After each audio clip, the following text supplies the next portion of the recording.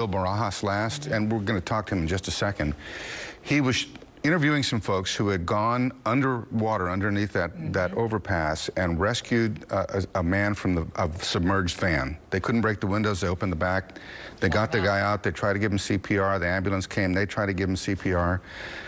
Sheriff Ed Gonzalez has just tweeted, "We're sad to report that an adult occupant extracted from the submerged van has been pronounced deceased at the hospital. It remains unknown if that male was the only occupant of the van." Oh, that is so unfortunate. That's the second fatality that we've heard of as a result of this storm, and this directly related to driving in water, not turning around. So many good Samaritans are out there risking their own lives, trying to get people out of vehicles. Let's get with Bill. He's at Will Clayton and 59 in Humboldt. Did you hear what we just said, Bill, what the sheriff tweeted about the man who was rescued from the van? Yeah, we just heard about the news, the sad and unfortunate news for many people here, especially the guys. There's about a group of 4 or 5 of them that had jumped in the water here. They were told by the Harris County Sheriff's Office on scene. Now, earlier I had told you before we had tossed to you guys back, there was a rescue team here and a Marine unit from the Harris County Sheriff's Office. They have since left. They were going to put a diver into the water, but then decided that the van that is submerged under there, where the man was pulled out, had been under there for quite a while. So at this point, it wasn't a rescue mission. It would have been a recovery mission, and they didn't want to put any of the emergency responders here, anybody from the Marine unit or the diver, in harm's way. And I just want to give you a look out here again at what it looks like. The range gauge reads about 8 feet, but you can see that a taxi cab over there tried to seek higher ground, basically on an island. We saw the gentleman sort of walking around on his cell phone earlier. Then you have just a couple feet away from that a black car that is basically submerged all the way as well. Again, 8 feet of water here. The guys that we talked to that jumped into the water said they saw the van going. They tried to stop him. They even got some pictures that they're going to share with us here in just a little bit. It was a white van. They said that it quickly just went under, and that's when they knew that they had to go in and help. So just a very dangerous situation. One of those reasons that we stress and authorities stress, city officials stress, to turn around and don't drown, because you can't really gauge it by yourself about how deep this water is and what it can do to you. So I'm going to go back over here to these guys real quick, see if I can bother them. Andre, I talked to you earlier. I know you just got the sad news just a couple minutes ago.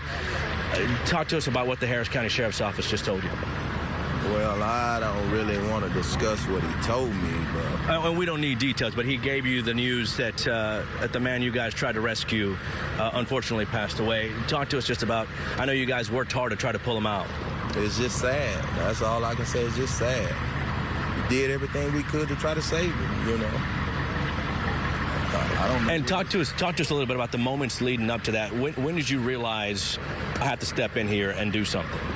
Well, I heard all the guys jumping up, you know, saying it's a guy in a van, so it's somebody stuck in the water, so we just like, hey, let's go and get him.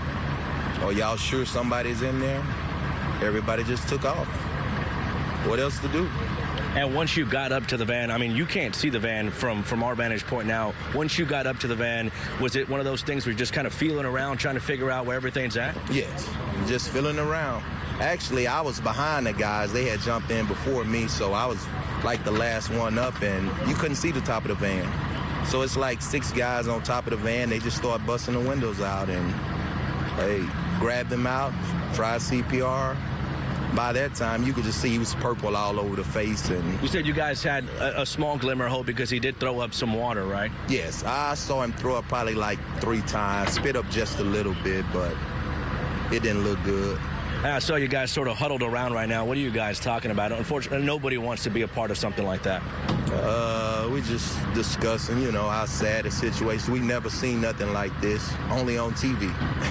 Now just, you know, to be doing it yourself, you feel good about what you tried to do to help other people, but you're sad all at the same time. Okay. Well, we thank you and appreciate the effort there.